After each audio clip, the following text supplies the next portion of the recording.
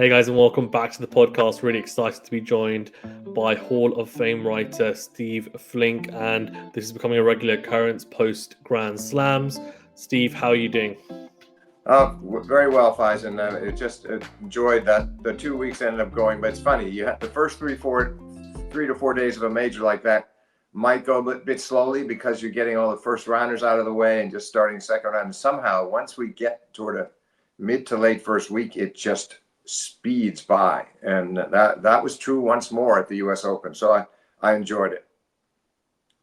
Yeah, I think it speeds by even more so when you don't have the super long night matches that sometimes you get at the US Open. There weren't That's as true. many of those this year. Very true. Yeah, exactly. Frankly, there just weren't as many. I don't want. I don't like the word epic being used as much as it is, but say there weren't that many 5-set classics or gripping 5-set matches, or from that standpoint, the tournament it just didn't produce what it normally does, and it's nobody's fault. But there still was a lot of first-rate tennis. But you made me think of that when you alluded to the night matches, because that was true during the day as well. Especially in the early rounds, you can usually get those, and then even in the 16s and quarters, just didn't happen this year. But it could just as easy, it could flip right on its head next year, and we could have a ton of them. Yeah, for sure. It's always the way, isn't it? You just never know which way it's going to go. You could have a record number of 5-setters, or you could have a quieter tournament. It just depends on how the matchups end up playing out and how the draw comes out as well. We can start off on the women's, and Sabalenka came out victorious, third time lucky for her, of course, third Grand Slam final of the year, and lost Madison Keys at the Australian Open in a blockbuster matchup there, and then obviously to Coco Gauff as well, another American at Roland Garros in tricky conditions, and Coco handled that really, really well. And then actually lost to Amanda Anisimova the semi-finals of Wimbledon, where we were as well, and I watched that match in the stadium. I think we might watch that together. And that was a really entertaining 3-set match, but got her revenge. She was losing the head-to-head 6-3 going into the final, and has now clawed back one win there to 6-4 now. But a really impressive, I think, mental performance from her, and also a tactical performance in terms of her awareness and how she, I think, handled not just the occasion, because we know that she's been here and she's done it at the US Open, she's a defending champion, but also I think the opponent in front of her as well, who was clearly playing some incredible tennis going into this match as well. How did you see the final, Steve? And did you pick Sabalenka to win it? No, I didn't. I'll admit, I actually thought Anisimova would win in 3 sets. I was very impressed with Sabalenka, though. Listen, Anisimova had to go at it when you lose to somebody love in a Wimbledon final, as she did to Iga at Wimbledon, and then you turn it around and beat her 4-3 here soundly.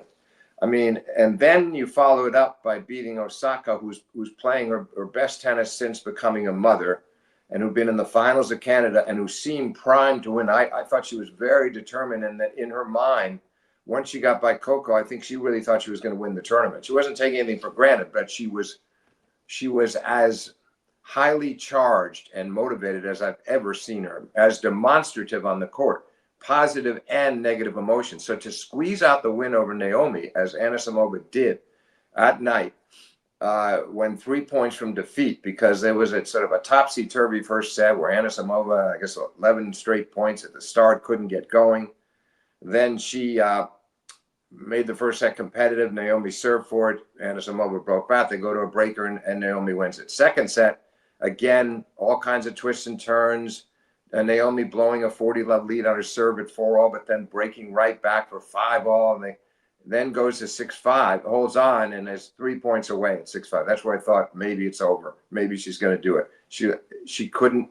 Anisimova played a superb game there to hold, just to get into the breaker, and then now in the second set breaker, totally outplayed Naomi, and you could see that Naomi was a bit deflated early in the third. She didn't give up, but she got broken early, and then made one last gallant bid in the final game at 5-3 to break back.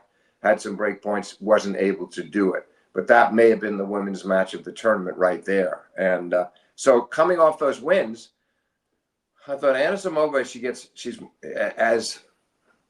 as emotional as she is. She was getting more and more poise and more confidence in her game. And her backhand down the line was just so deadly in the two matches leading up to the final. I didn't know whether Sabalenka could contain her. I felt it would be close, but I thought that this to me was one of the more mature matches I've seen from Sabalenka, and her behavior too, the poise that she had, the composure. I mean, for instance, she's 2-love up at the very beginning of the match, loses her serve twice to go down a break.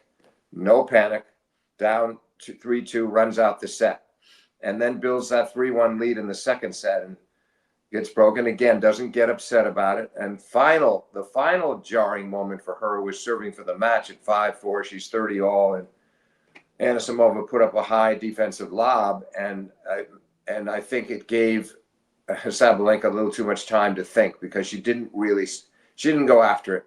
Reminiscent a bit of sometimes when Novak doesn't go after his overhead. It's the difference being that most of the time he just plays it safe, gets it back. She netted it, and that was pretty devastating her. She loses her serve, and once again from 5-6, nice hold from her at 5-6, and then another impeccable tie break to make it 19 in a row on the year. And I mean, after Anisimova starts the breaker with an ace, for Sabalenka to run off 6 straight points and then win at 7-3 was, to me, very, very impressive. So I thought it was kind of a fitting end of the year. She'd been the best woman player in the world, and yet she wasn't coming through when it counted the most. You alluded to all the losses, but they were close.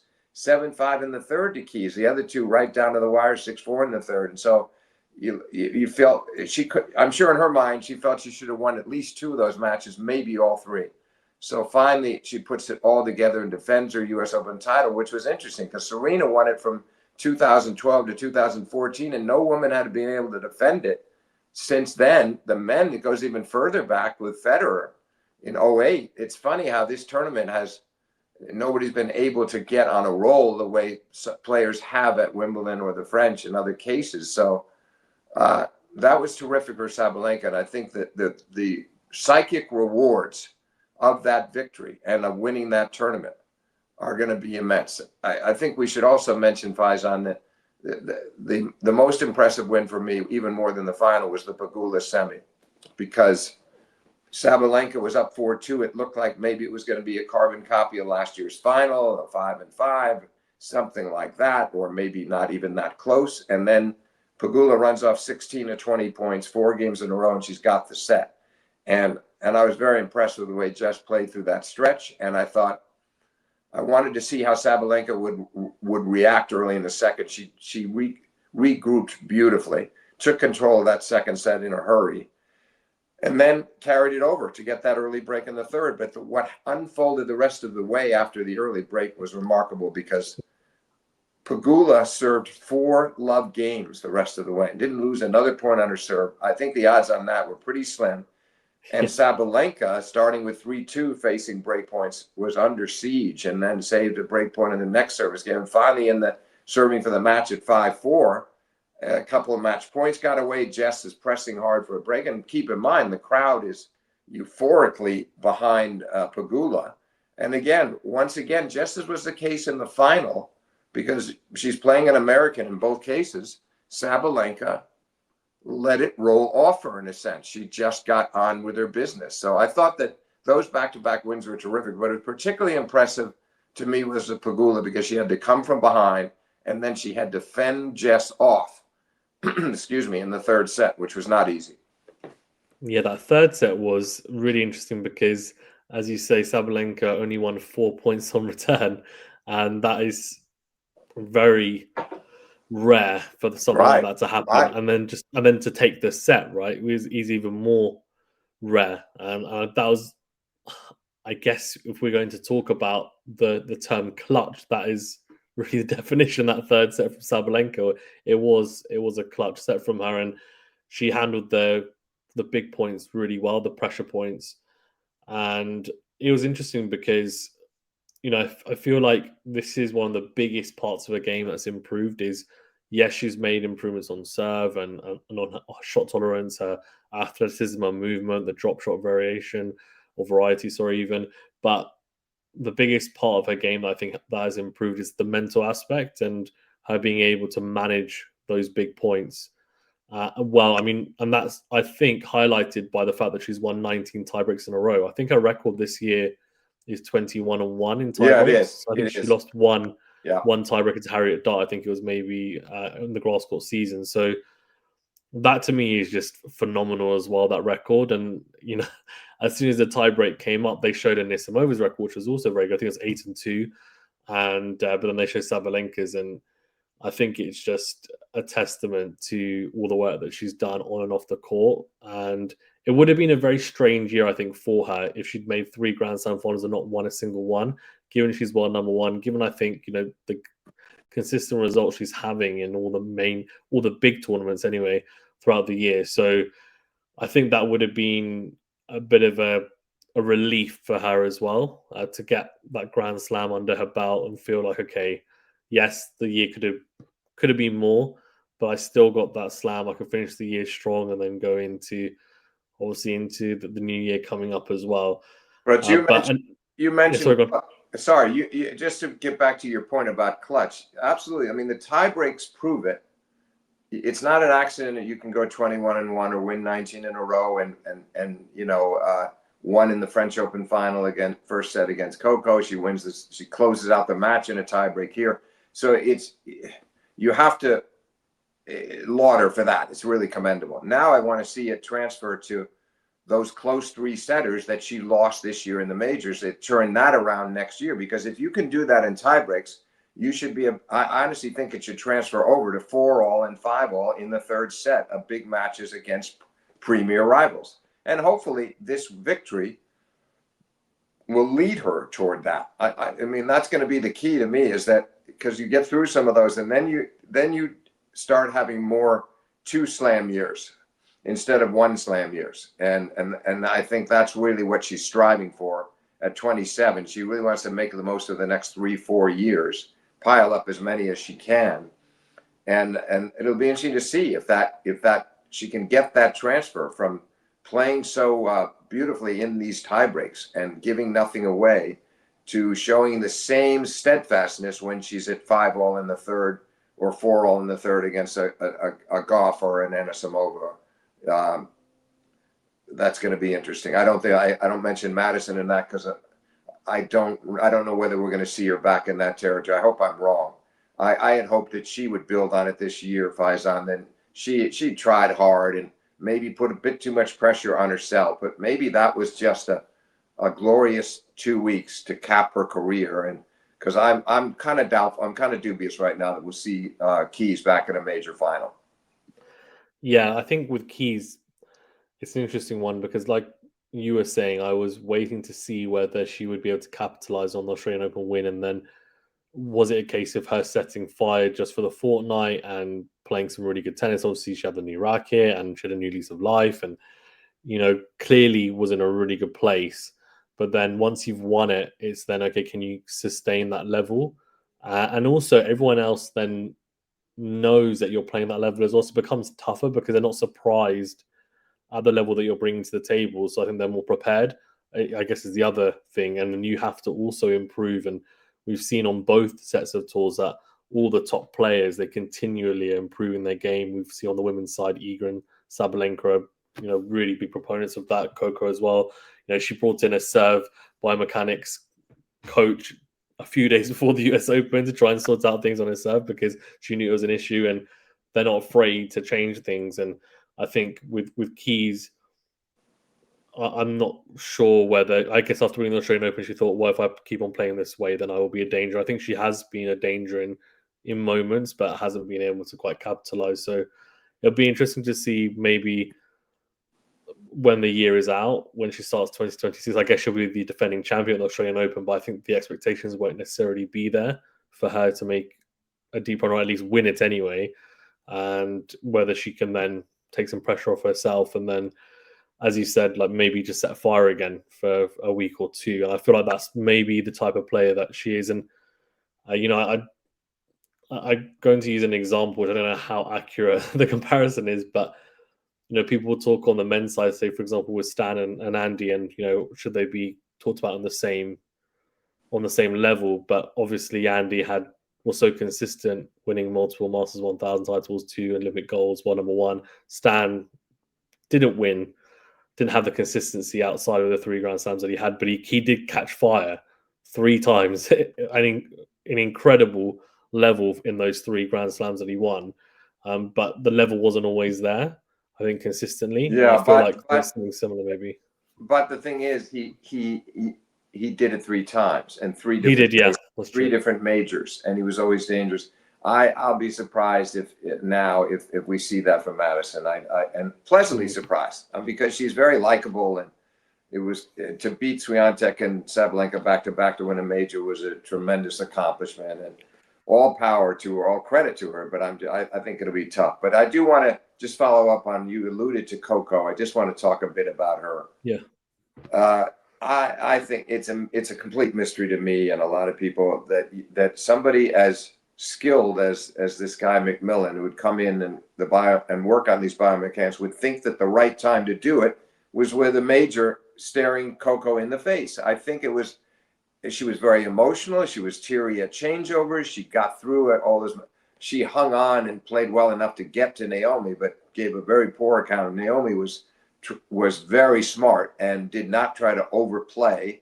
She was well aware that Coco not only was the serve in disarray, but the forehand was a mess.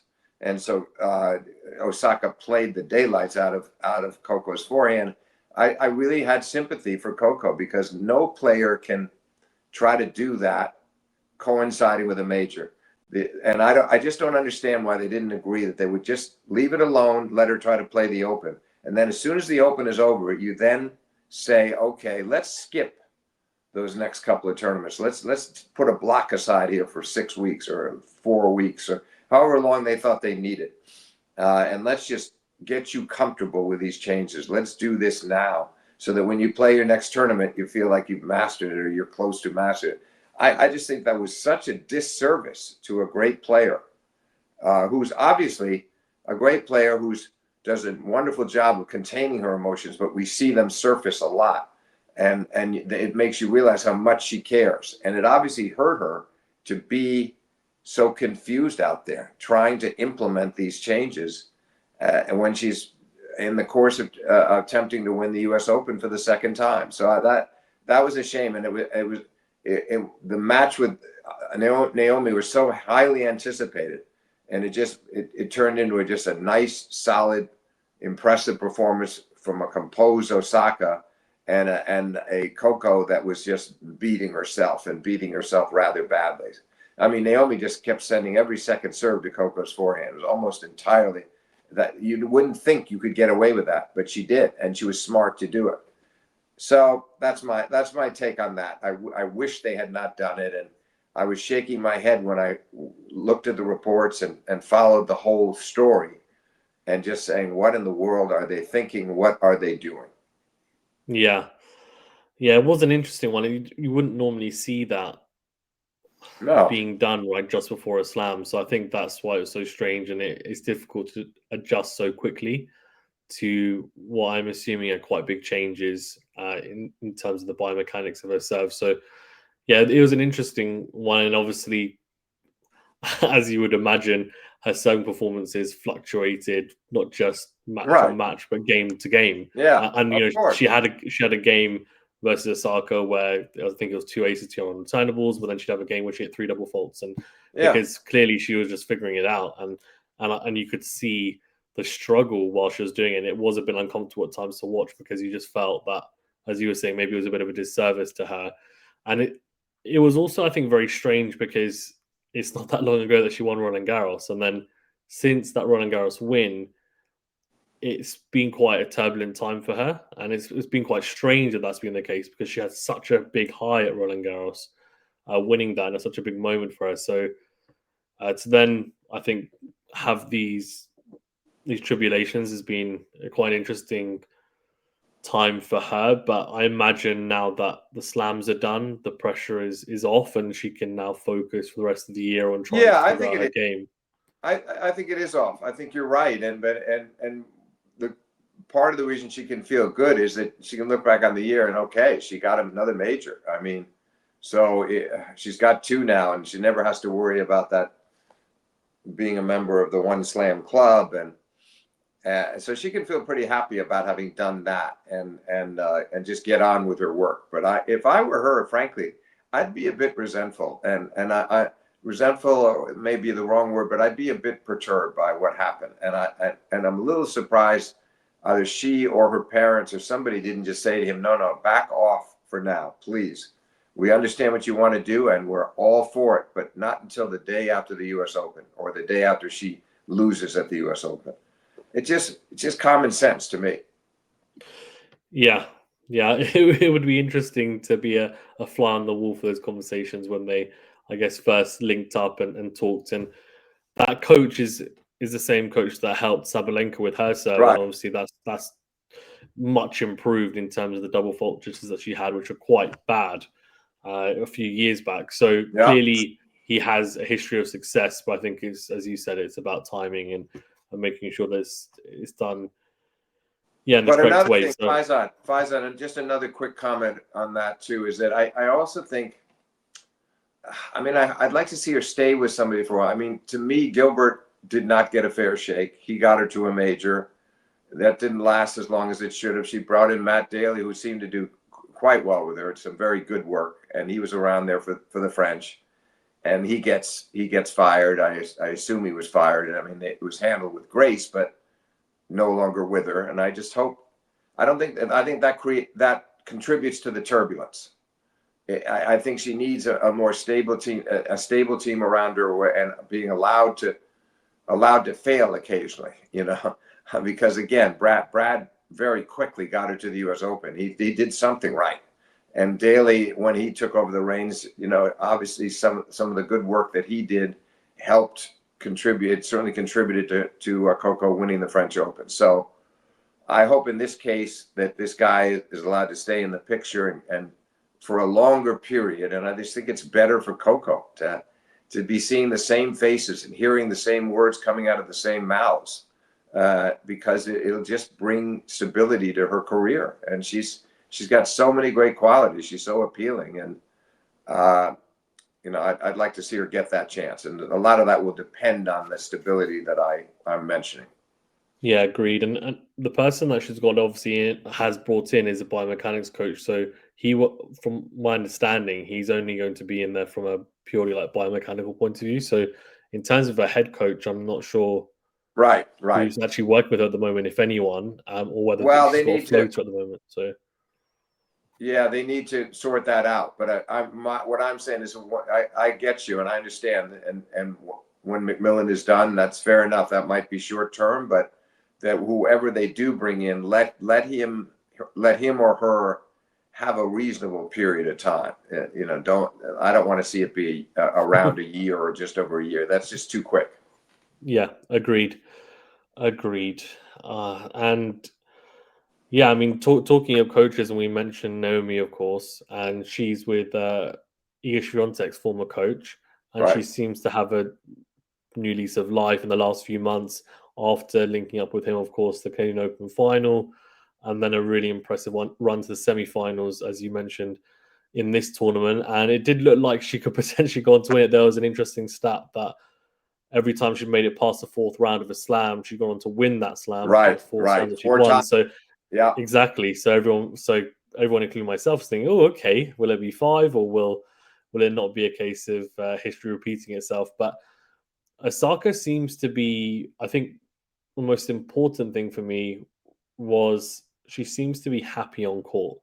Like she was smiling a lot during that Coco match, for example, even against Anisimova, and it was maybe the happiest I've seen her on court since she's made the comeback. And she's clearly had struggles mentally, and she's been very open about it since being back. And at times, when she lost at Wimbledon, she said, "I want to be very negative today. I'm going to let myself be negative." And I think she just struggled with the expectations of knowing how well she can play versus the results that she was getting. But now the results are starting to come. Plus, also now she's got a new coach in the corner, which seems to be helping. Everything seems to be kind of falling into place. So, what I wanted to ask you, Steve, I guess, is from viewing some of her matches, seeing her level, how optimistic are you that she might actually get a slam now after the results that she's had at the US Open? Yeah, cautiously optimistic. You alluded to her demeanor. I agree with you mostly, but there were some moments there, Faizan, during the Open, including in the semifinal loss, where, I mean, and granted, part of it was she couldn't believe some of the things that Anisimova was doing and how to combat it. But part of it too is just the frustration of getting close and so badly wanting to be back in the finals and winning the title again. And so she has some negative emotions that are coming to the forefront, as well as I want to see a little less of the negativity, but I will say that she's made a lot of progress, and that it was primarily pumping herself up, and primarily she was enjoying herself. In the course of that match, there was some frustration. At one point, it looked like she looked up at her coach in kind of almost as if to say, what like a lot of players do, why did you tell me to do one of those? Why did you tell me to do that? It backfired looks. But overall, yes, I agree with you overall that she's moving so much in the right direction. Will it lead to another major? She's got a lot of competition up there. She will be in this position again for sure. I don't have any doubt we'll see her back in a big semi, and I even expect to see her back in a big final. And the funny thing is, I have to say, I think she would have had a really, and this is not to downgrade Sabalenka, because I thought Sabalenka deserved the title, but I think Naomi that would have been a toss-up match. I think she would have had a pretty decent chance, and I think would have really enjoyed herself in that final, and the matchup would not have been working that much against her. I think it might well have been a very close 3-set contest that she conceivably could have won. And I'm sorry in a way we didn't get to see it, but I also was delighted in seeing Anisimova reach her second straight major final. So I was torn about the outcome of that, but I did love the idea of the Sabalenka Osaka final, and we might get it down the road. But I'm just saying, Faizan, the ego will be in there. There'll be a bunch of them. Coco, there's so many play. I mean, a different Coco than the one that Naomi played at the Open, so that there'll be other days where she's really challenged by her. So I think it won't be easy, but on the other hand, I think she's now at what's really encouraging in both Canada and here are the number of decisive wins. You know, when she was losing early in the, even with Mouratoglou, it seemed like every match was so tough to win. 3-setters, close 2-setters. It was never a breeze. Now when she's on, she's blitzing people, and that I find extremely encouraging. So yes, I'm cautiously optimistic that there might be one more major in her future, and that she certainly will be in the latter stages of a bunch of majors. Yeah, agreed. And I think since her comeback, she had some near misses where she was looking to pick up a marquee win, and it wasn't quite happening. Of course, she had the ego match last year, Roland Garros, and she had Oh, that match was a point. killer. That was a killer. Yeah, and then actually, interestingly, she had a match at the Canadian Open, I think it was, against Samsonova, Yeah, and she saved match points, and then she went on to win right. that match. And I remember watching that and then doing some content after podcast after, and saying that I really wondered whether that could be a big turning point and a bit of a catalyst for her, because I feel like sometimes when you have these turning points in matches and these really big, like for her, it would have been a big win. I think, you know, after that she would have thought about the fact that she might turn it around. The momentum that she gains from that mentally, like, would it put her in really good stead moving forward? Then of course she made the final of that in the US Open run, and I don't know how much effect it had, but she did actually allude to it at the US Open. I think it might have been after she beat Goff, or one of the press conferences, she said that when she won that match, she thought, okay, anytime I'm down in a match, it doesn't matter. I have the ability to be able to come back, and I just need Yeah, to but play, be happy, and etc., and just keep on playing, putting my best foot forward, essentially, rather than, you know, going completely the other way and thinking, okay, it's done. You know, I don't have a chance here. yeah, I no doubt it freed her up, but it freed her up to the point where then she went on a tear into the finals. She was destroying people. So that again, I like seeing that. I saw more of that at the Open. But you know, obviously there's still a battle there's still something of an inner battle going on at times. At times she starts beating herself up. I mean, she really, it was very disappointing, that Canadian final. Her attitude was almost like, why are you making me work so hard for this? I'm the better player. It was almost like she thought it should be given to her. And she obviously, not mentioning her opponent after the match in the presentation, but more so I was concerned about how she behaved during the match after winning the first set of that final, that she just, but again, that I wanted to see if that might carry over to the Open. It didn't at all. She competed really well the whole time, and then had some anxious moments against Anisimova, some frustrations. But the good news is she wants it so badly now. She wants it more than she ever did.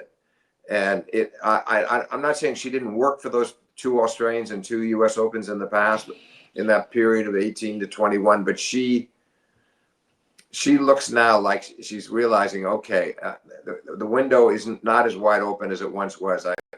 I've got time, but I need to make the most of these years now. And maybe she wants another child down the road. I don't know, but I think it was great to see the desire is that strong. And there were periods in the comeback where it didn't look that way. So I must say, the current coach is great. But I also give Moritoglu credit for bringing her spirit back. I don't think he did as much with her game, but he got her thinking bigger again and believing in herself. And then it carried over into this new relationship. So all told, signs are extremely encouraging for her. Yeah, 100%. 100%. And you're talking about the fact that we could have got a Sabalenka Osaka final. Hopefully we do get that. But one foreign that we could have got as well, and we still haven't got, is Sabalenka and Swiatek in a major final.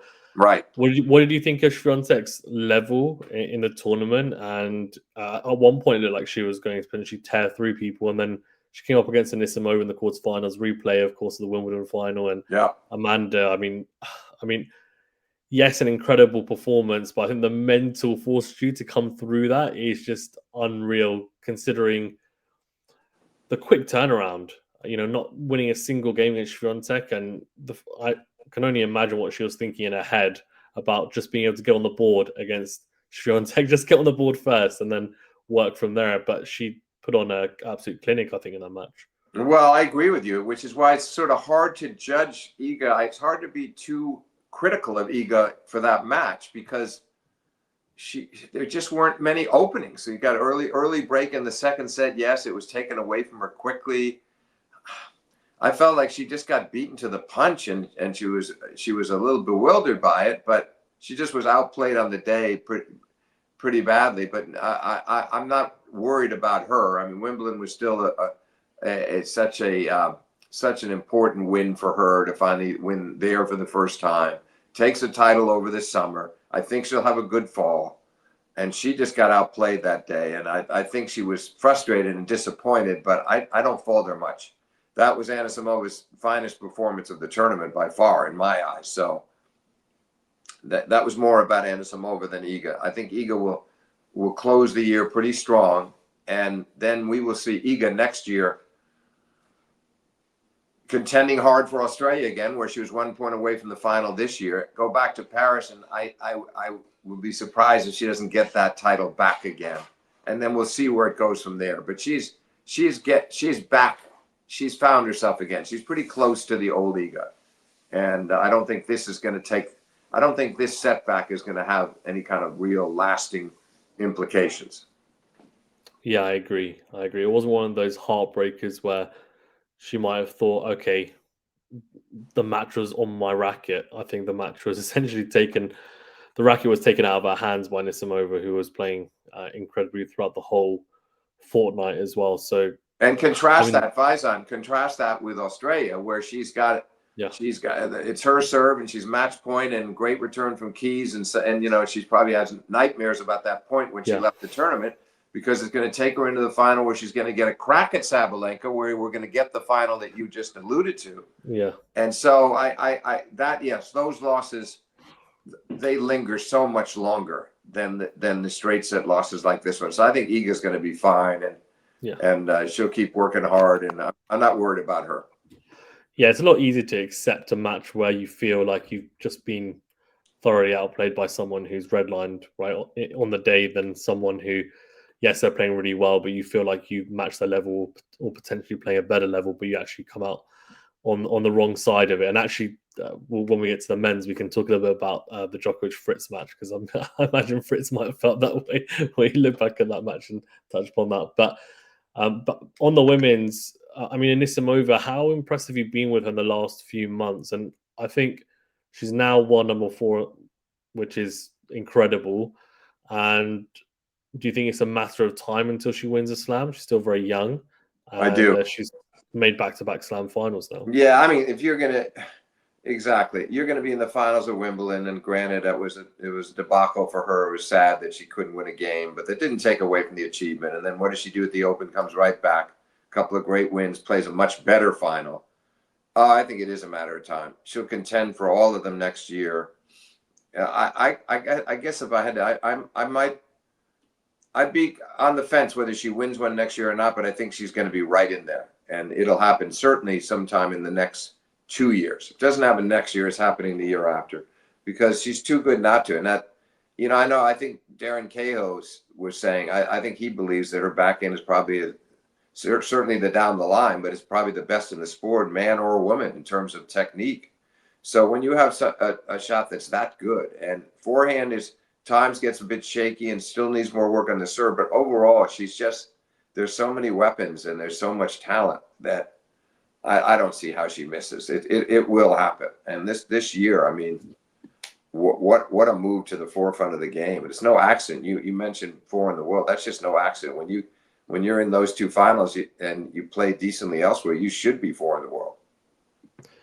Yeah, exactly. It's been a really impressive year, and I still remember sitting down with her last year at Wimbledon qualies, and Yeah. talking to her, and she obviously lost in the third round of qualifying, but I talked to her twice, and I remember quite clearly her speaking about the fact that, yes, it was nice being at qualifying. It was the first time she was there, but obviously she wants to be in the main draw. She felt that that's where she belonged, and I think she understands her inability, and it's a very humble confidence, but she has a confidence about her that she knows what she's capable of, and I think she's shown that since in the past year. And the backhand is incredible, because I think that, again, I guess we have to take these with a bit of a pinch of salt, because the men hit with a lot more spin. But I think she was clocked to hitting a backhand harder than anyone of the men or women at the US Open, right? Which is incredible. But the technically, and I'm not an expert or a coach, but it just seems she's got such a short take back, and it's based so much around timing. It's just such a pure and natural shot for her, and she generates so much power with such a short take back. It's just an incredible shot to witness, and it just means that she's ready of a rush on it. Especially the down the line. I mean, exactly. Yeah. Everybody, they all hit almost all the top of the line players hit the cross court beautifully, and they can do it with their eyes closed. But her ability to change directions and to do it hardly missing. Now, she missed few more than usual in the final against Sabalenka, understandably, playing another big hitter, playing under those pressure circumstances. But that's a minor criticism. And that was a rare, and even that was not that, she wasn't that far off. She just missed a few. But she makes so many, and you can't see them come. There's no way to protect yourself against that shot. So, I think we'll see her. We'll see a lot of her next year, and as long as there's no injuries, she's going to do some some remarkable things next year. Whether she wins a major or not, she's going to go deep into a lot of them. Yeah, agreed, and also a very good returner as well. Right. Underrated. If you watch her return against the Sabalenka in the final as well, I think maybe people don't quite know if they don't watch as much of her. But yeah, she's got a really good all-round game, as you said, a lot of weapons. So interested to see how she gets on for the rest of the year and moving forward. I wanted to actually touch upon one other player, which was actually someone who, I mean, has been a little bit disappointing, but Elena Rybakina. And she came to this tournament, I think, with not a huge amount of expectation, but then was looking pretty good, came through Raducanu, who'd come into the tournament playing pretty well, and then lost to Vondrousova in the round of 16. I just want to get your thoughts, Steve, on her because she was looking pretty good form-wise, and she looks like she's pretty happy on court at the moment.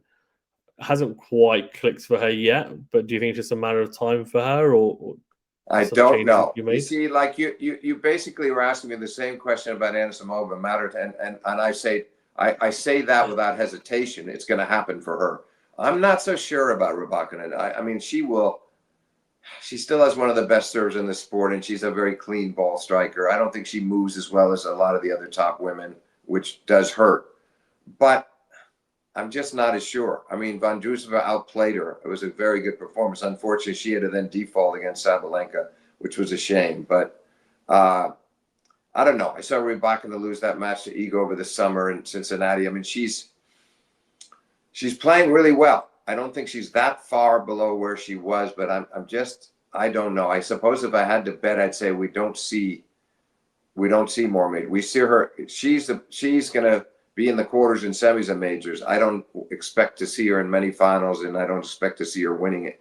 So that's just my guess. Looking at her psyche, looking at her temperament, she doesn't seem to believe it. Now that could change, but with the cast at the top right now, looking at those other players, I don't think it will change. I mean, I honestly don't. She'll make a good living. She'll be in quarters and semis and majors, win a few tournaments here and there, and occasionally knock off a Sabalenka or a Swiatek. But to string it together and put together 3 big wins at a major, I'm not seeing that for her anymore. Yeah, that's fair. And the Are last you in that boat? Are you in that boat? It's a difficult one actually because I feel like until recently I felt that it was just a matter of time until she was fit and healthy, and I felt like she's always been an issue for Sabalenka and Swiatek. But recently, especially Swiatek has been a lot more comfortable when playing her, and that showed at Cincinnati in the semifinals. Right. So I think there needs to be some adjustments made in her game and some improvements, and there don't seem to be too many made as of late. So I don't know. I think something needs to change probably a little bit in terms of adding to her game. We've seen it with Sabalenka, for example, the drop shots increased athleticism and movement laterally and also coming up as well, up and down on court. So I feel like Rybakina needs to do something similar. I've seen her venture forward to the net a little bit more, but it's still a little bit clunky transitioning. She doesn't seem super natural. Right. It is coming forward. So yeah, I think if she can find those additions, then I don't see why not. Why she couldn't get maybe one more, say, at Wimbledon or somewhere. But it's difficult because you say now, at the moment, at the top of the game on the women's side, there's so many competent players who are just playing some really good tennis right now, and they also have very big weapons. So her serve is not going to be enough standalone. So we'll see. We'll see. It'll be interesting. Yeah, that's the key point is your last one. At one time it probably was enough. It got her a Wimbledon title, but I don't think it is anymore. The way people are playing right now, and there's too many great returners out there too. So she has to be serving extraordinarily well to get through some of those tough matches. Yeah, and also a lot of the women now are serving a lot bigger. I mean, I think Swiatek was actually serving bigger in terms of the speed gun than Rybakina in that semi-final in Cincinnati, which is ridiculous to think about. But she was serving like 115 miles per hour, which is quick for the women. And then the last person I wanted to ask about was Emma Raducanu, who's working with Francisco Roig, and she's also been working a lot on her serve, and she's been hitting like 110 miles per hour as well, 105, and that's quite a big improvement. I just wanted to get your view on, I guess, the partnership and whether you've seen any improvements and how you feel she might contest moving forward now, whether you think that she's going to start becoming a real contender or whether it's a case of, like Silver Rybakina, you don't really quite see it piecing together in terms of being able to be a Grand Slam contender anyway. I think she took her one chance. What I like is that she's now much more committed, playing much better than she has in years, and you feel like she's out there and enjoying herself again. But no, I don't see it. I mean, I see her potentially. She's a top 20 player in my view. She can land between 10 and 20 in the world and be very respectable. But I don't know whether she can live with the people consistently in the top 10. But it has been impressive and enjoyable to watch her play so many good matches this year and test top players and push Sabalenka, and all of that is great. But I just think there's also so many people in her region and the rankings close to her that are going to be a threat to her as well, even with the improved serve you mentioned. But I love the fact that we're getting past that phase where she was getting rid of coaches and not playing tournaments, and you just wondered you felt like her head was swirling after winning the U.S. Open, and those days are gone. Now she's back on the ground again and seriously committed to the sport. That part is good, but I think it has its limits. So I certainly don't expect to see her win a second major or come even that close. Okay, that's interesting. Yeah, I think it's a difficult one. As you said, there's so many top players around the WTA tour, but yeah, there needs to be some real major improvements to I guess maybe change the perception around that. So we can touch upon the men's then. Stephen, Carlos Alcaraz came out on top against Jannik Sinner in not the Roland Garros epic that we got, of course, earlier in the year, but very lucky to get them play 3 finals in a row.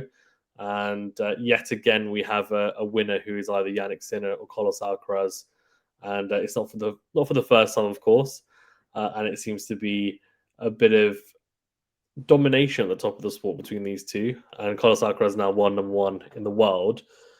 That first set from Alcaraz, Steve, I think was an absolutely incredible level. I don't know if you were in the stadium, but you can probably give a really good analysis on the final as a whole. But it seemed like apart from one game in the second set, where he seemed to just take his eye off the ball a little bit, and obviously Jannik played a really good return game, and he got broken, and then Jannik took that set. Apart from that one game, it seemed like a very polished and clinical performance from Carlos, and he seemed so dialed in from the start. And whether it would be just watching him warming up, like in the background before when the delay was happening, to actually being on court, yes, we saw some smiles, but it just seemed like he was just very immersed in the match. There was less, I don't quote unquote messing about. We didn't. Yes, we always expect some sort of flashiness from Alcaraz, but I felt like he was more just clinical and didn't really give much to Sinner in this final. And I feel like sometimes, even against Jannik at times, he can dip in level, but that didn't seem to be the case, especially on the forehand today, which can be a side which can fluctuate from being a 9.5 out of 10 to a 7. What was your analysis on it? Yeah, I mean, I don't disagree with anything you said about the majestic quality of his play. Everything you said is absolutely true. I was very disappointed in Sinner, though, because if Sinner, I mean, frankly, I would say this. I think Carlos was probably going to win on Sunday no matter what, even if Sinner had been much better. But the match itself would have been a lot more compelling. And the first set, for instance, yes, Carlos starts right in, but Sinner had 30 love on his serve. He had a game point on his serve. You just can't let him break you that first game if you've got any chance at all. And then I didn't think Sinner played a terribly good game on his serve again when he went down 5-2. So from his end of the court, I was a bit disappointed that he couldn't find his optimum level like he did at Wimbledon.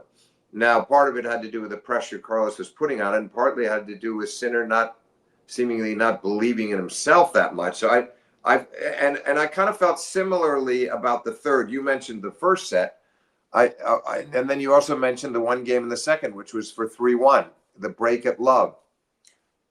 Sinner pounced but also Sinner backed it up. Sinner then didn't lose his serve that whole set, but he lost his serve twice in the first and twice in the third, and got beaten pretty badly in both sets. So for him to lose a 6-2 set to start, win the second, and then lose a 6-1 set in the third, then a more respectable fourth, I thought it gets back to what you said at the beginning in terms of they spoiled us at Roland Garros, but they spoiled us in many of the preceding matches. Beijing last year, going down to the third set tiebreak, and Sinner's up 3-love serving and never wins another point.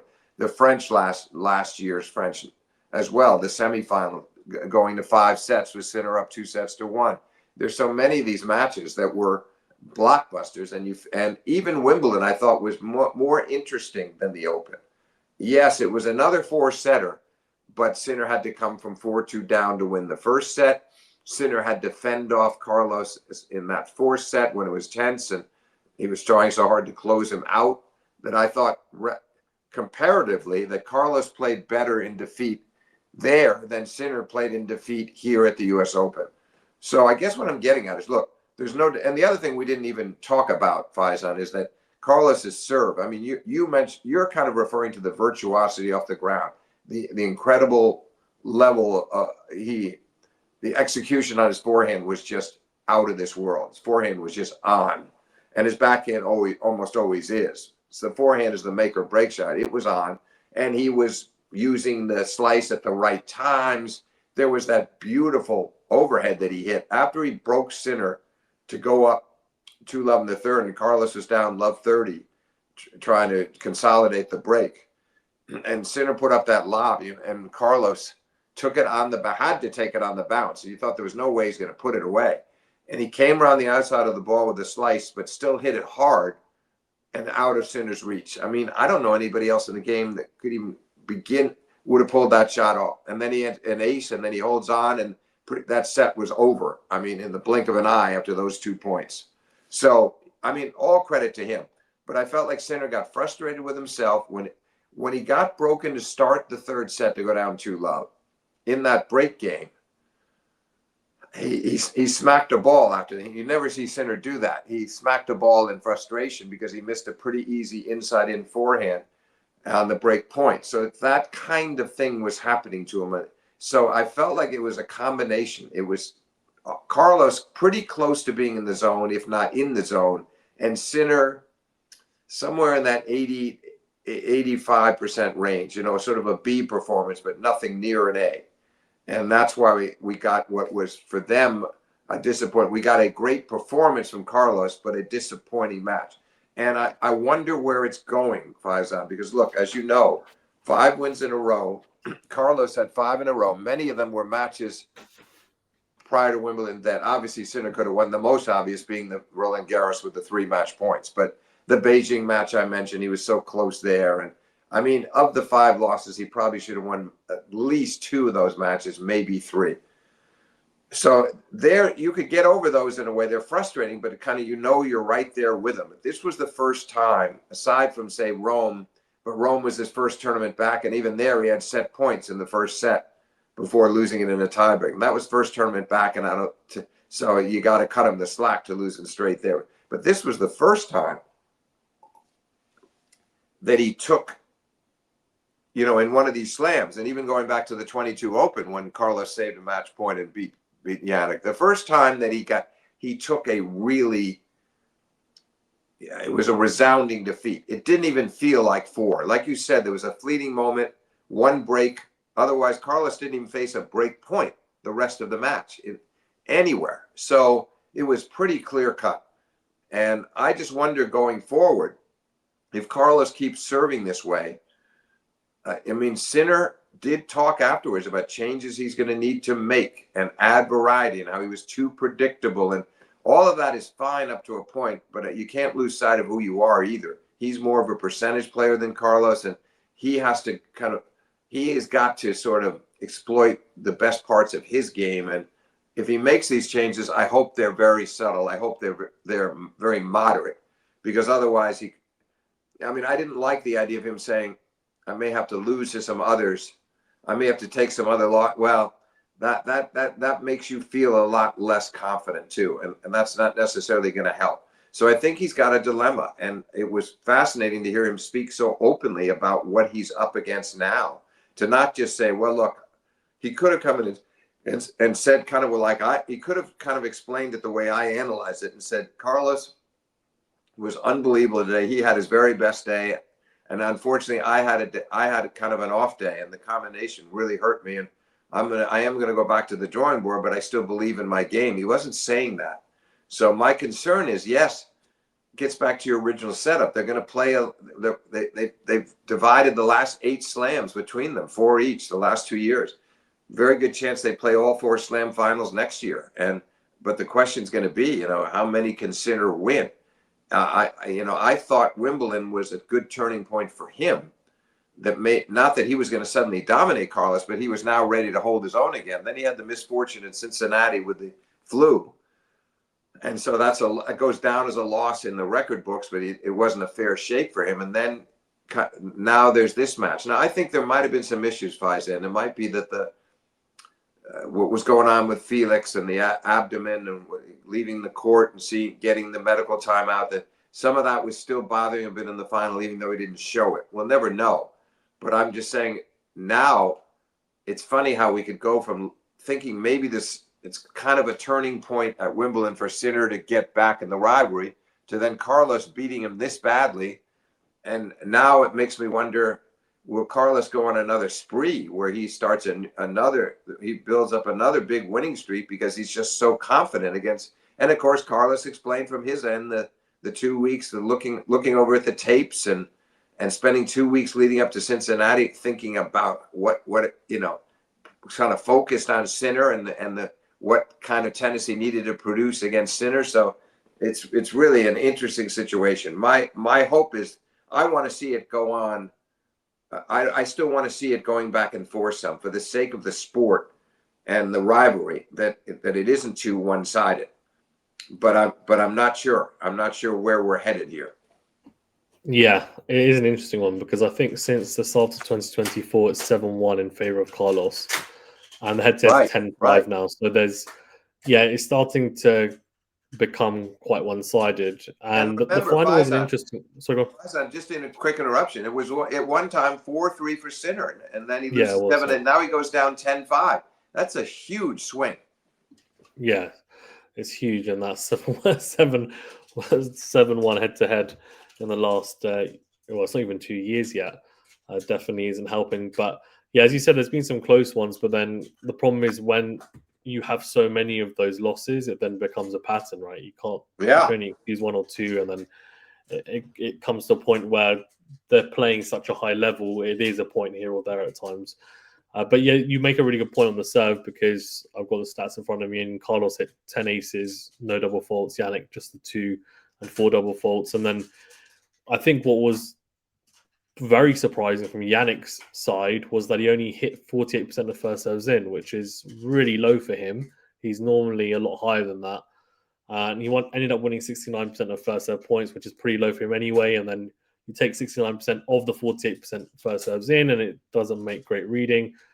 Whereas Carlos was at 61%, which is pretty solid, but I think he won 83% of those first serve points. So. And he won 57% on his second serve. Yes, you're right. Yeah.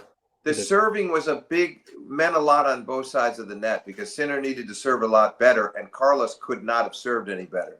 And what I'm wondering now is he seems to have mastered in a way that he never had before. He used to like to go with a kick serve in the ad court. Yeah. Not speed, but a heavy kick, which always bothered Novak a lot.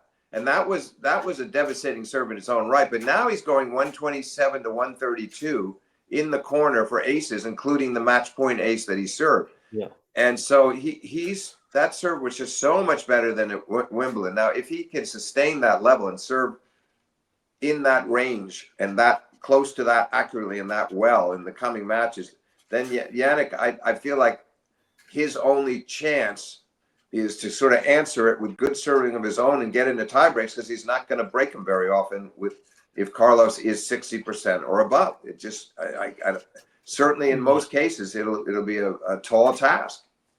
Yeah, agreed. And I think Carlos has more variety on serve, and you mentioned a little bit about it just now. Jannik doesn't have as much variety, but where he's been able to make up the gap, you could say, was the fact that he was making a lot of first serves, but not just making a lot of first serves, but the accuracy was a lot better than Carlos's, and we saw that in the Wimbledon final, where he showcased that, and he served better than Carlos and hit his spots a lot better. He did. But in this specific tournament, Carlos, as you mentioned, was hitting his spots extremely well, And actually, that kicker that you mentioned that he used to utilize a lot on the ad court used to actually frustrate me a lot, because on clay it's a great ploy. Against Novak it was a great ploy, and against a lot of opponents is a good one. But I knew that he also had the flat one out wide, and I felt like he used to overuse the kicker out wide from the ad court, and it was quite a slow kicker, which is fine as a variation. But I felt like he used to overuse it. Now I feel like he's got more balance on that in that ad court, as he should, because he's got a lot of options and he's hitting his spots a lot better. So it was just a really clinical performance from him, and we saw him maybe overuse or maybe not execute, for example, the forehand drop shot as well against Novak in the semifinals. That wasn't the case against Jannik. When he utilized it effectively for the most part. When he was coming to net as well, and in the return points, he just looked like he was constantly bothering Jannik on return with a lot of depth and pace through the court. And I mentioned the forehand earlier, and I guess the reason I wanted to mention that is because I feel like in the past, at times the forehand can be a bit hot and cold, as you mentioned, but what he did really well was take advantage of the forehand exchange. And I actually have got some data from Tennis Insights, who work with the ATP, and essentially one of the quote unquote weaknesses of Jannik is actually the forehand exchange. And if you split the court into three sections, that third of the court, so when they're dragged out wide, that forehand exchange, not just on that half, that's where he is losing the most amount of points. And Carlos actually took advantage of that in the final. So it's quite interesting to witness him go very hard into that corner and gain a lot of success from it. And Jannik struggling with that side. I don't know whether there's maybe some technical aspect to it as well, but definitely from a tactical point of view, it seemed to pay dividends. So that was quite interesting to watch as well from my perspective, knowing the data. But there were times. I agree. It definitely was clear on this day. It wasn't clear that way at Wimbledon or even for large portions of the French, but here, no doubt. And he sensed it, and there's nothing he wanted more than to go forehand to forehand. And then he has that ability to pull him off the court with either his inside in forehand or his cross court. And then Jannik was found wanting a few times on the forehand on the stretch too. So there were a lot of things that went wrong for him that day and that were right for Carlos. But just to get back, final point on Carlos's serve. I mean, this was a major unlike any major I've ever seen from him. To go through 7 matches, to lose only the one set to Sinner.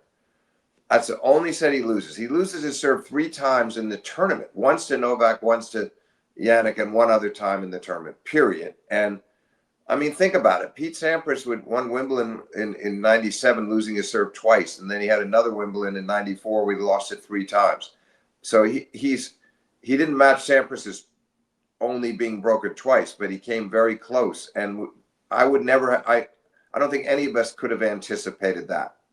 I mean, that kind of, it just shows you he was serving great the entire tournament, not just the final. So he took that with him into the final, knowing okay, if I can sustain my level, if I can keep serving this well, this is going to be such a boost for me. I think he and Ferrero knew that. And then it frees him up to do all the things that you started this segment with, to show off all of his shots and to relax and play the drop at the right times and to hit the fake drop shot, slice forehand. It was all on display. And but I think the serve was really sort of the anchor for everything. Yeah, 100%. The serve is the foundation, right? And I guess a good example is Roger, right? He has such an incredible serve, and then off that, he was able to then weave his magic with the forehand, with the drop shots, with the slice, etc. And it was really showcased, I think, in the final. And actually, you mentioned the backhand slice, Steve, and that was something that I felt like he really underused at Wimbledon against Sinner, and I thought he utilized that really effectively in this final. And it was just great to see him make these adjustments, and just shows what a clever player he is and where his tennis IQ is at. And of course, watching so much tape of Sinner would have helped, of course, but it's great to see someone make adjustments in such a short period of time. We talked about Anisimova on the women's side, and she made a lot of adjustments when she played Iga, for example, and Carlos did exactly the same thing with Jannik in this final. So flip the script, and an incredible fortnight as well from him. Well, I And just hope though that in this analysis that we've seen them both do it. It was Jannik who was talking last fall after Beijing about how he thinks every day about he's thinking Carlos all the time. And that was nice to hear. And he meant it as a compliment about, he's my greatest challenge.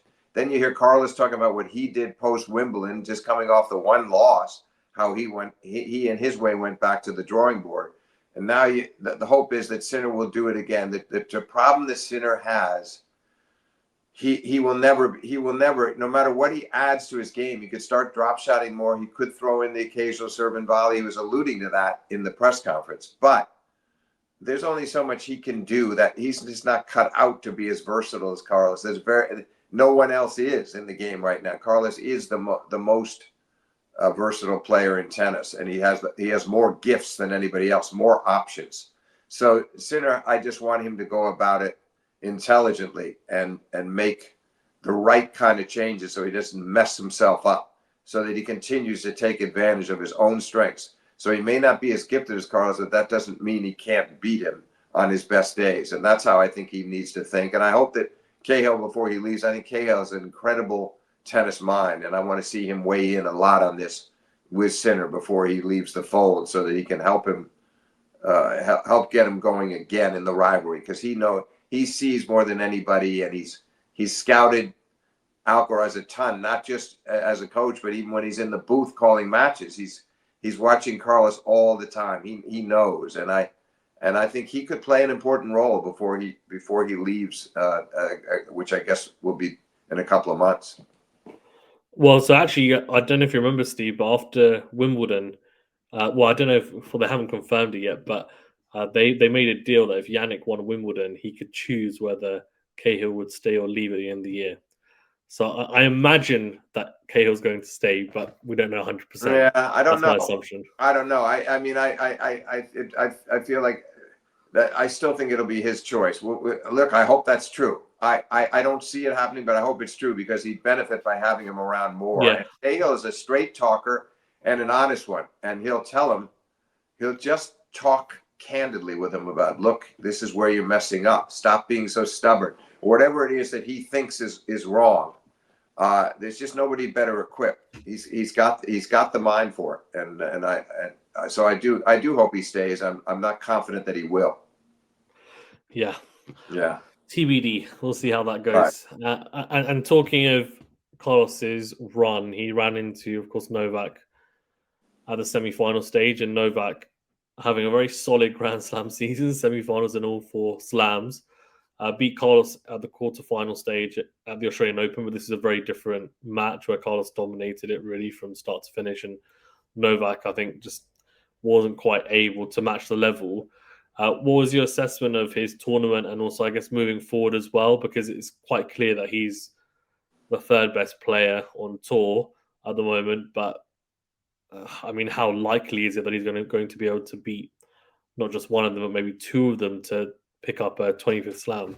Well, he was.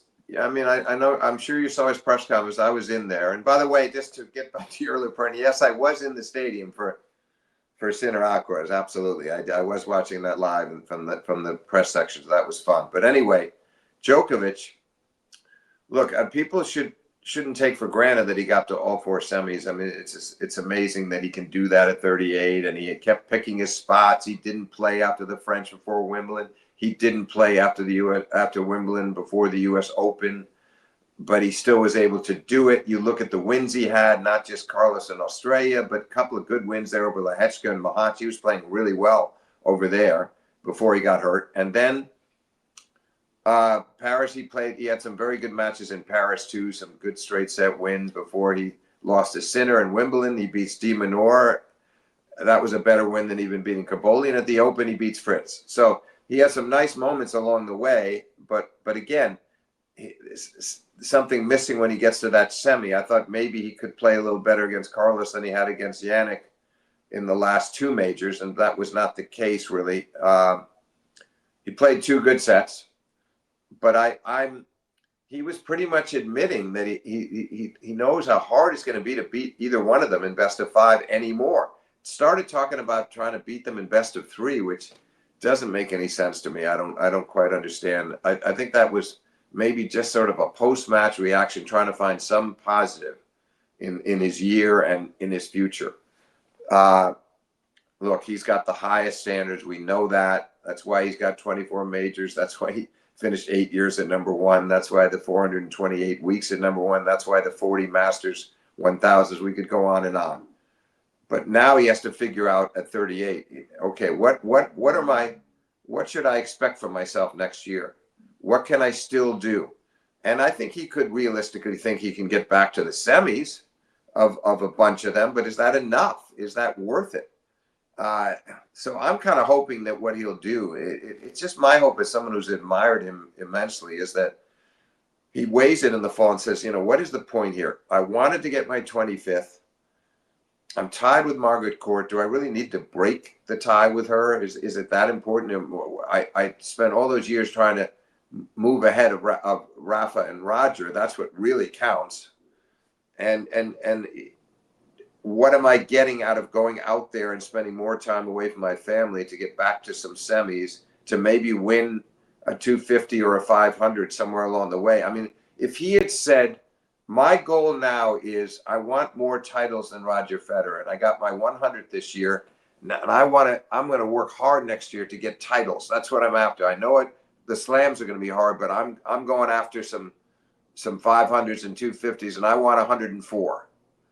I want to have more than Roger and Rafa in overall time. If that's what but he wasn't talking that way. And I honestly don't think that's on his mind. I think 100 was on his mind, and it was great that he got it in Geneva. So I think he's in a kind of a quandary, Faizan, because he's a prisoner of his own achievements. To get to the 4 semis, it leaves you in that no man's land. You're still good enough to get to the semis, but you can't win these. Winning these is just, even if he only had to beat one of them, would still be extremely tough. Carlos got upset and he gets to the final and it's just Sinner. But even that's going to be so difficult for him. So I feel like, if he'd done a little less well this year, if it had been 1 or 2 semis and a couple of early round losses, and then he could say to himself, listen, it's just not me. I gave it my all and I've had enough. But by getting to the semis, that makes the decision harder. I just hope he decides, you know what, be a pretty good way to go out.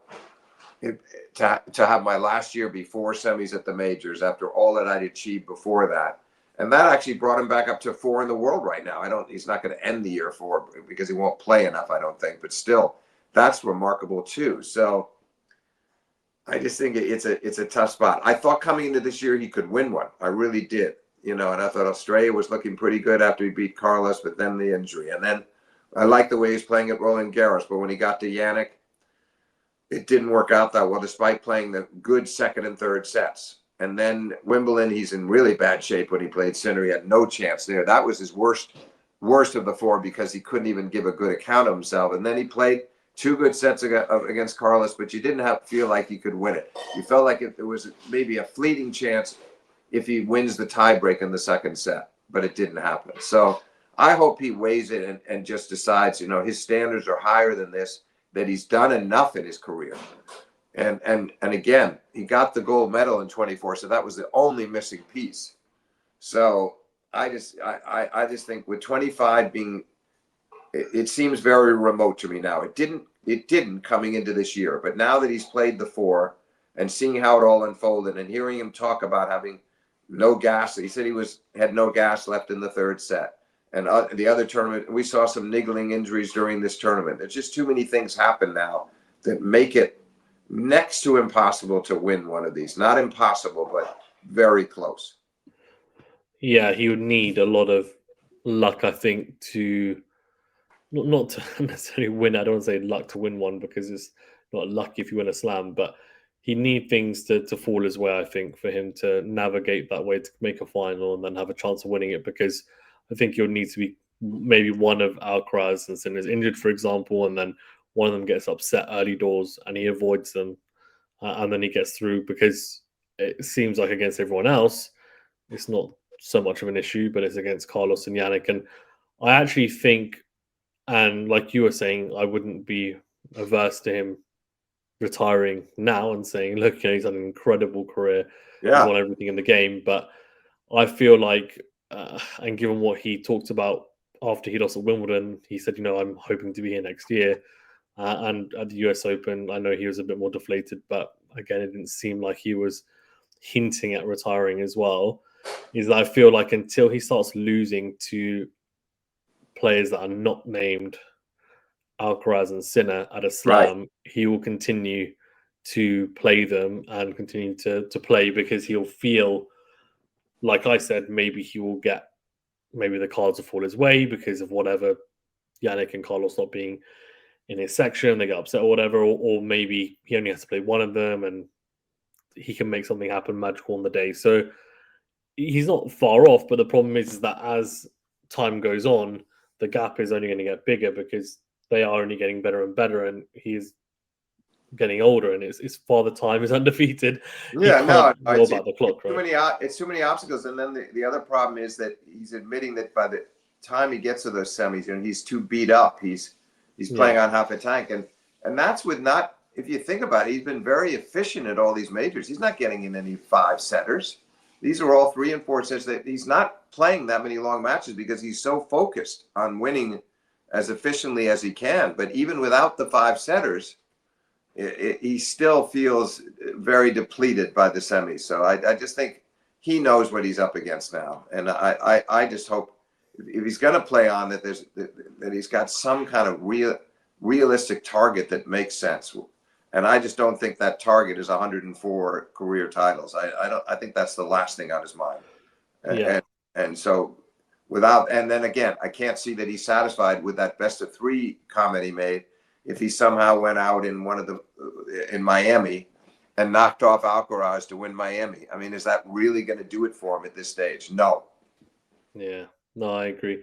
And it's interesting because, of course, one of the things that a lot of people used to say about Novak was that they would say first he takes your legs, and it almost feels like Carlos and Jannik are now doing that to Novak, and it's come full circle, right? Because he's older, he's a lot older, and it's tough physically on him. He's playing against guys who are who are 22, 23, 24 now, and they are moving incredibly well, and he still moves incredibly well, but he's up against it with his body. So yeah, exactly. He moves incredibly well for 38. He moves more like a 33-year-old, but still, you're still giving away too many years to them. And exactly. Listen, everybody said, I've spoken about this on other occasions, but everybody said that back in the days of Roger, Rafa, Novak, Roger's ardent supporters would talk about how it was unfair because they were 5-6 years younger than him. Well, come on, Carlos is 16 years younger. And Novak still managed to knock him off in the Olympics last year and the Australian this year. But going forward, it's just asking too much. And Sinner's 14 years younger, and that's a huge gap. That's not 5-6 years anymore. That's huge. And they're in their primes. And like you said, they're going to get better. No doubt they both will improve in the next year. So I'm sure that Novak, I'm sure all these thoughts are spinning around his mind too. Yeah, I would be surprised if he goes past next year, but who knows? I mean, maybe something magical happens. You just never know. You never know. Steve, thank you very much for being on. We've overrun. On the men's side, is anything or anyone that you'd like to mention before we wrap up?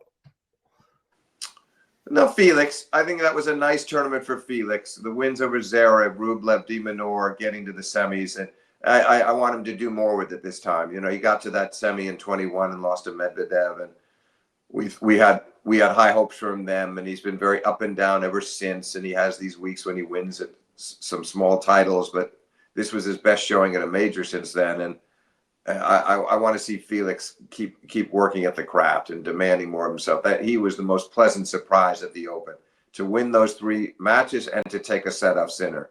So that was one of the highlights for me.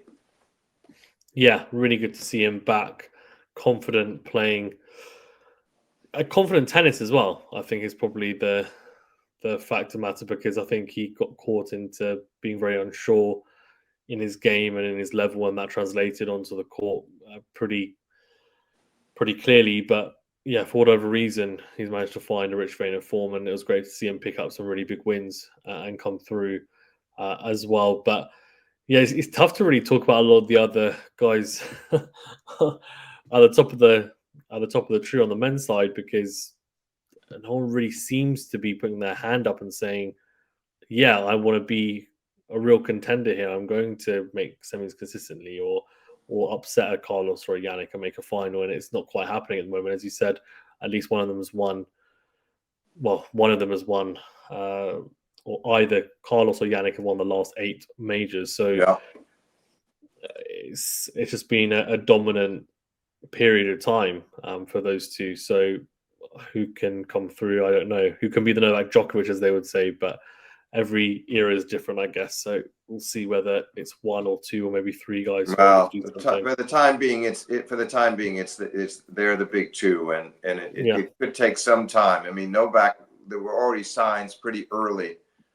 As early as 06, 07. Obviously, 07 was his first big final, losing to Roger at the U.S. Open final. Yeah. But we could see him coming on, and so that was very logical that he would be the third member of the trio. But there's nobody there right now. I just don't see it over the next year or two in the men's game. We'll see what happens with Shelton coming back from injury, and Draper also now injured and out for the year, where they go. I'm encouraged about them long term, but not necessarily to break this pattern next year of Sinner and Alcaraz dividing all the majors. I still think they will do that next year again.